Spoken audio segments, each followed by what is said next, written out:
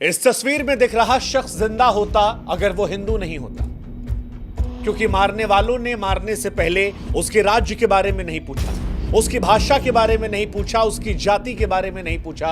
सिर्फ एक सवाल पूछा कि क्या वो हिंदू है, और उसके बाद धड़ाधड़ गोलियां सीने को छलनी कर गई। कोई दया नहीं, कोई रहम नहीं, सिर्फ एक सवाल था कि क्या तू हिंदू है, और जब जवाब मिला तो मौत का फैसला हो गया।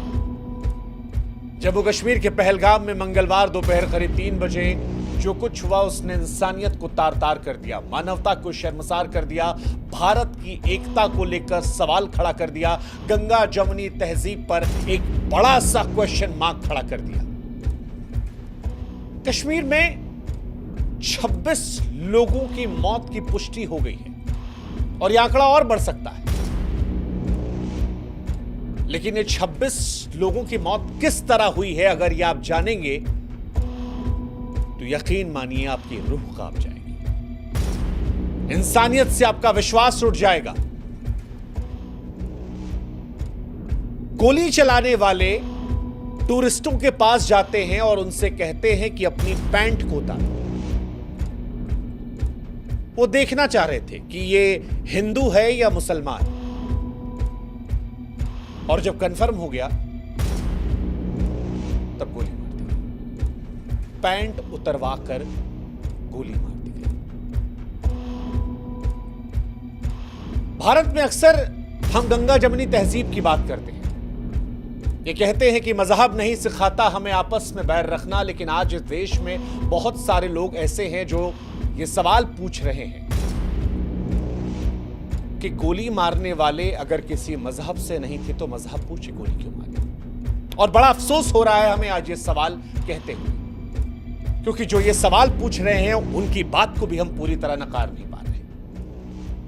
चंद रोज पहले हम कश्मीर के अंदर थे और हजारों लोगों से मिल रहे थे, बेशुमार मोहब्बत हमें भी मिली थी, लेकिन उसी कश्मीर में वो लोग भी हैं जो मजहब, जो धर्म देखकर लोगों को कत्ल कर रहे हैं। और इसी वजह से आज बड़े अफसोस से हम कह रहे हैं कि इस सवाल को हम चाह कर भी नकार नहीं पा रहे, क्योंकि जिन्हें मारा गया उनके साथ कोई बहस नहीं हुई, कोई सवाल नहीं पूछा गया, इंसानियत को नहीं देखा गया। और इसीलिए हम बड़े अफसोस से कह रहे हैं कि यह हत्या नहीं, ऐलान था, ऐलान था कश्मीर में हिंदू होने का, कि अगर आप हिंदू हैं तो कश्मीर में यह जुर्म है। ना जाति पूछी गई, ना भाषा पूछी गई, ना राज्य पूछा गया, सिर्फ एक सवाल, तू हिंदू है, मौत के घाट उतार दिया गया। इसे आप टारगेटेड किलिंग से आगे बढ़ाकर सुनियोजित नरसंहार की संज्ञा दे सकते हैं। मंजुनाथ राव, कर्नाटक का एक परिवार जो यहां पहुंचा था, उसमें मंजुनाथ राव जो है वो अपनी पत्नी पल्लवी और बेटे के साथ कश्मीर देखने पहुंचे थे। हम सबकी नजर में कश्मीर भारत का ताज है, कश्मीर वो स्थान है जो दुनिया में जन्नत की निगाहों से देखा जाता है, और शायद ये परिवार भी जन्नत देखने पहुंचा था, मगर इसे एहसास नहीं था कि हिंदू होकर जन्नत देखने जाना उसकी जिंदगी पर भारी पड़ सकता है। आतंकवादी पहुंचे, उससे नाम पूछा, पता लगा हिंदू है, अगले पल उसकी छाती पर गोलियां मार दी। उसकी पत्नी और बेटे की आंखों के सामने उसे गोलियां मार दी गई। पत्नी चीखती रही, चिल्लाती रही, यह कहती रही कि तुमने मेरे पति को मार डाला है, मुझे भी मार डालो। इसके बाद जवाब आता है कि नहीं, तुझे जिंदा रहना है, जा मोदी को बता देना। शब्द नहीं मेरे पास, शब्द नहीं है, आत्मा चीत्कार कर रही है। हम इस देश में दिन रात संविधान की दुहाई देते हैं। संविधान कहता है कि हम सब एक हैं, बराबर हैं, मगर आतंकवादियों का संविधान, वो कहता है कि हिंदू काफिर है, उसे सांस लेने का हक नहीं। वो कहता है कि अल्लाह का फरमान है कि हर काफिर का खून बहा दो। बांग्लादेश से बंगाल और कश्मीर तक मारने वाले भी वही, मरने वाले भी वही, और ये बड़े अफसोस के साथ कहना पड़ रहा है, बड़े अफसोस के साथ कहना पड़ रहा है।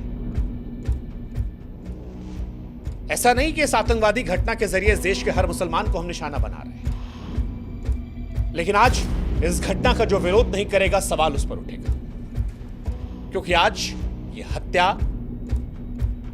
मजहब की वजह से हुई है।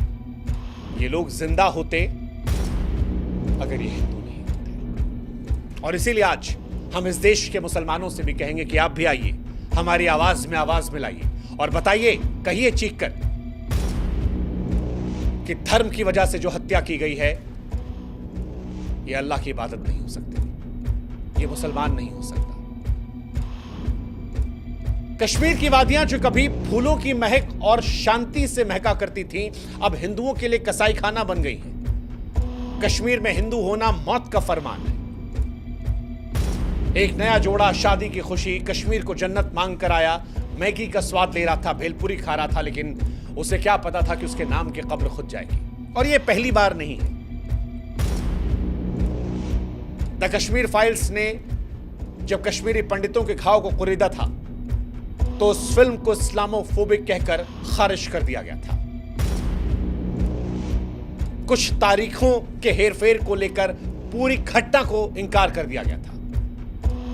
लेकिन कश्मीर में आतंक का मजहबी खून इतिहास जानना जरूरी है, और आज वो इतिहास हम आपको बताएंगे। 1989 में टप्पू की हत्या, 1990 में रालेफ गालेफ और चालिफ का नारा, 2025 की ताजा लाशों की तस्वीरें।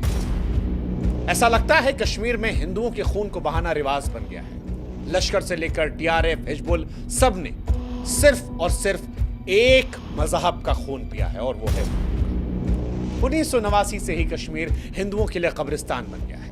जेकेएलएफ के बिट्टा कराटे ने 20 से 40 पंडितों को काटने पर गर्व किया।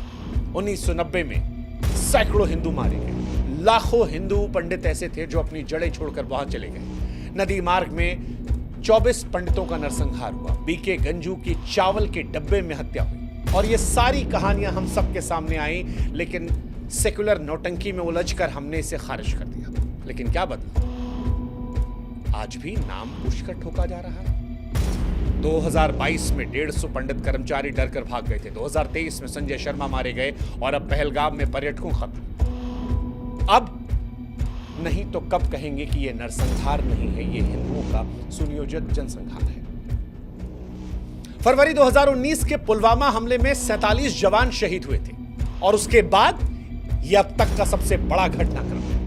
आतंकवादियों ने एक बार फिर हिंदुओं को ही निशाना बनाया है, और यह संयोग नहीं, सुनियोजित साजिश है। दरअसल हिंदुओं का खून बहाना आतंकवादियों का शौक बन चुका है। न जाति, न भाषा, न राज्य, बस एक सवाल कि क्या तुम हिंदू हो? जवाब आया, गोली। जिसने जवाब नहीं दिया उसकी पैंट उतार कर चेक कर लो। सवाल आज इस देश की सरकार से भी है। सवाल आज प्रधानमंत्री नरेंद्र मोदी और गृहमंत्री अमित शाह से भी है कि जब आप ये दावा करते हैं कि देश सुरक्षित हाथों में है, तो ये टारगेटेड हमले कैसे हो रहे हैं? मोदी सरकार बार बार कहती थी कि नोटबंदी के बाद, धारा 370 खत्म होने के बाद आतंकवाद खत्म हो गया था। लेकिन पिछली बार जब डोनाल्ड ट्रंप आए तब दिल्ली जली। अब अमेरिका का उपराष्ट्रपति आया है तो कश्मीर में खून बह रहा है। क्या ये सब संयोग है? लगता तो नहीं। लेकिन सवाल यह है कि आप क्या कर रहे हैं? देश के गृह मंत्री कश्मीर के दौरे पर गए हैं, लेकिन इस घटना के होने के बाद कश्मीर में आतंकवादियों के हौसले क्यों नहीं इतने पस्त थे कि ऐसी घटना करने के पहले उन्हें 1000 बार सोचना पड़ता? क्यों आतंकवादियों में वो खौफ नहीं था? और इस सवाल का जवाब देना पड़ेगा देश के गृह मंत्री को भी, देश के प्रधानमंत्री को भी। शब्दों के खंडहर में न्याय की तलाश नहीं हो सकती, क्योंकि जनता देख रही है, और जनता को बयान नहीं, बदला चाहिए, निर्णायक बदला। जो खून बहा है उसका जवाब चाहिए, बिना भाषण, बिना दिखावा। कश्मीर में अगर हिंदू होना गुनाह बन गया है, तो फिर सरकार की खामोशी पर सवाल उठेगा, क्योंकि सरकार आपको यह जवाब देना पड़ेगा कि आप देश चला रहे हैं या लाशें गिन रहे हैं। और अगर मोदी सरकार के भी राज में हिंदू की पहचान उसकी मौत बन जाए, तो फिर किस शांति की बीन बजाई जा रही है? सोचेगा। यह हमला लश्कर तैयबा के संगठन द रेजिस्टेंस फ्रंट द्वारा किया गया था। जम्मू कश्मीर के पुलवामा के बाद यह सबसे बड़ा हमला था जो मजहब के नाम पर हिंदुओं का खून बहा रहा था। इन सब के बीच हम सब खामोशी से देख रहे थे। सड़कों पर हिंदुओं का लहू बह रहा था।